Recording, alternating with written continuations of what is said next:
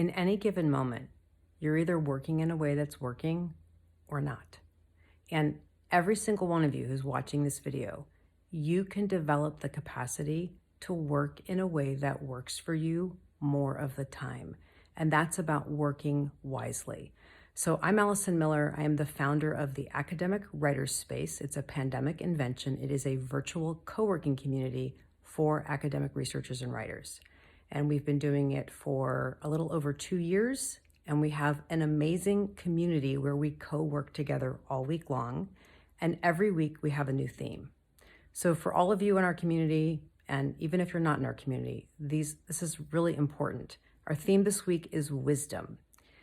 Wisdom is the integration of knowledge, of experience, of understanding, of also having a tolerance for the uncertainty in life. And all of us actually have wisdom inside of us, but we're not necessarily in contact with it. So here are some things I'm suggesting to all of you this week if you're coming to our writing retreats, our co-working sessions. And of course, as always, this is something that you can practice on your own. So some things to think about when it comes to cultivating wisdom, working in a way that really works for you, that feels wise, is first of all, remember there's no absolutes. There isn't a singular right way to be an academic researcher and writer. There isn't a singular right way to write a lit review or even to run statistical analysis. There's always differences in how we go about doing things. Instead of focusing on the absolute or believing that you need to do something the right way, instead you can focus on what's the next right thing right now. What's wise now? Where we're letting go of how are we going to, for example, finish a dissertation in its totality. You have no idea how you're going to do that. But you can begin to connect with an inner sense of wisdom, an inner sense of guidance of what's the next right thing. A key way to accomplish that is to get quiet.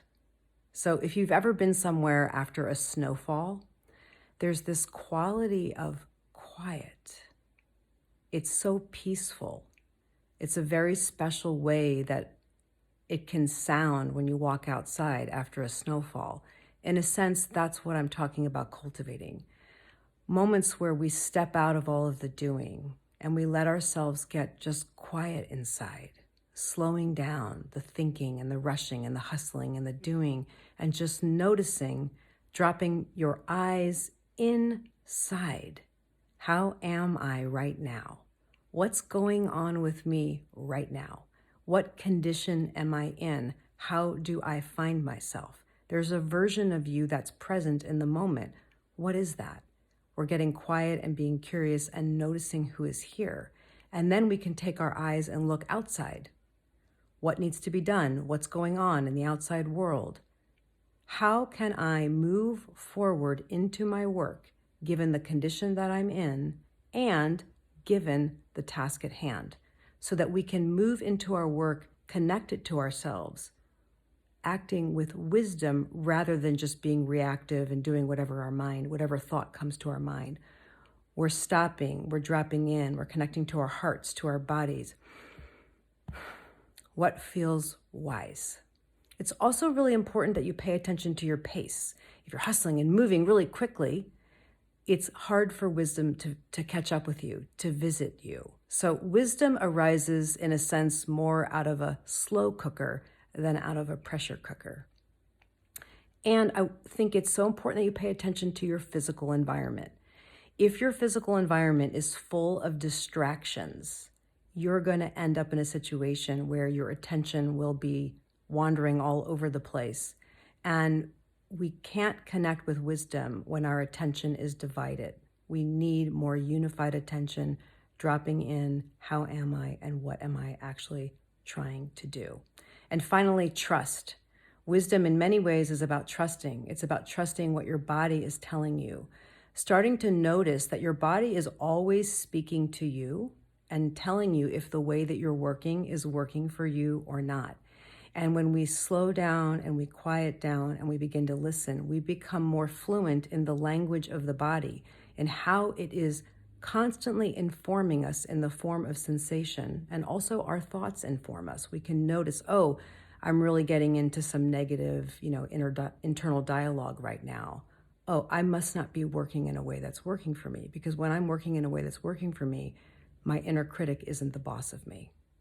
So learning to trust that your body in the form of sensation and where your thinking is going, it's a constant feedback loop telling you if you're working in a way that's wise or not.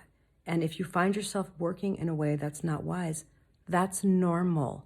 You're normal. Everyone on earth moves through life and does things that aren't actually working for them. That's okay. Can you recognize it? And can you learn to make wise, even teeny tiny baby step shifts that help you move in a direction that actually works for you? I believe you can do that. So I want to invite you, if you've never come to the academic writer space, we call it TAWS for short. If you've never come and experienced what can happen when you co-work with others and you co-regulate with others, what can happen to your productivity, to your focus, to your concentration, and also really to you actually just feeling better in the process, well, come and co-work with us. Anybody can sign up for a free week of membership. In that week, we have 22 writing retreats and 2 planning sessions, and you can go to as many of the sessions as you like. I'll be absolutely honored and delighted to co-work with you, and to all of you in our TAWS community, I'm looking forward to being wise together. All right, see you soon. Thanks, everyone.